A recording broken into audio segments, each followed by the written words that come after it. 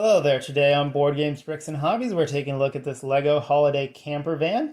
This is a 2021 set, but it is still available in stores as of right now, and I paid about 16 United States dollars for it. Normally it retails for around 20. Now, we do get 2.5 minifigures here, as well as the van and some accessories. Let's take a quick look at the figures. So these are pretty standard city figures. You get kind of like it looks more like a wetsuit torso, but I guess it could be just an athletic style sweater, and a green camera. I'm not sure why LEGO has been doing all these weird camera colors lately.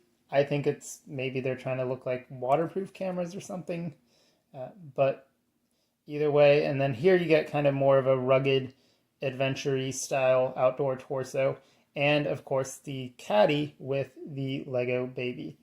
Now, I have not had any of these before, so this is my first one. It's adorable. It's 2 pieces, pretty basic, but it looks great, and it's well proportioned, at least compared to the minifigures. You get a bottle accessory as well to go with that, and I think it's great that LEGO has been increasing the variety in city figures in recent years. As far as accessories, you get some chairs and a table to put some treats on. And then over here you get an egg on a frying pan with a camp stove and then a croissant. You do, of course, get extras of all these small 1x1 round tiles. So you'll get an extra strawberry and donut and so on, which is always nice to have extras. And that brings us to the camper itself. Now, this is the third type of camper they've done in this style. The first one had a bicycle and a surfboard on the top, and the previous one had a kayak/canoe.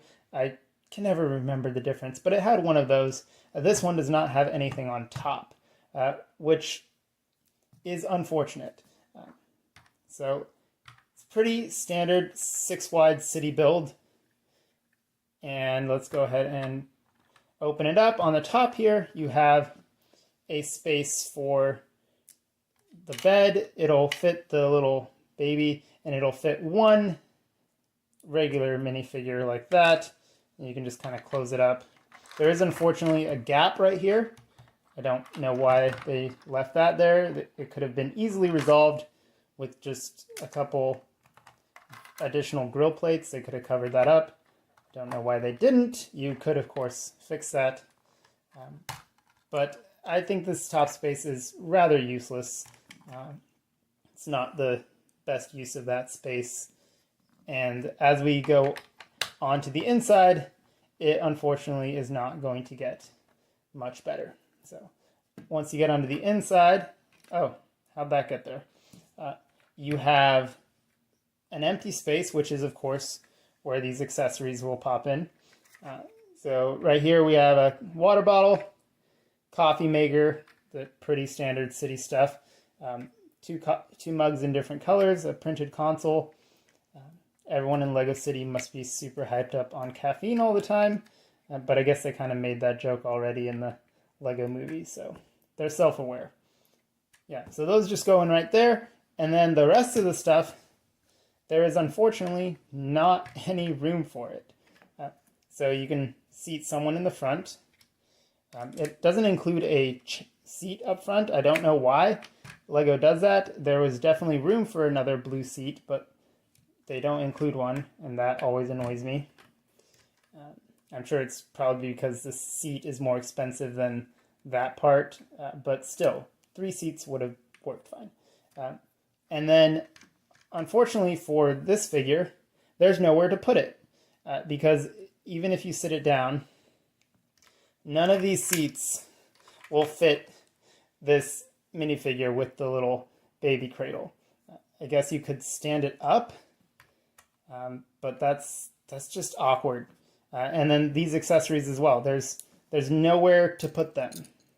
I suppose you could put them up here, but then that's meant for sleeping, so it's just not really well thought out, in my opinion.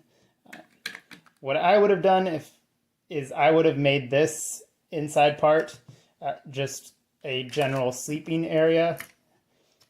I would have just left the tables and the chairs as separate side builds, maybe put them on a rounded green plate, just kept that as a side build, and then I would have used this for the bed area, and then I would have used this top part right here to store the accessories. That's what I would have done, and I will probably modify this set to do that, but it is kind of disappointing how it has all these really great accessories, but it doesn't really come together in my view.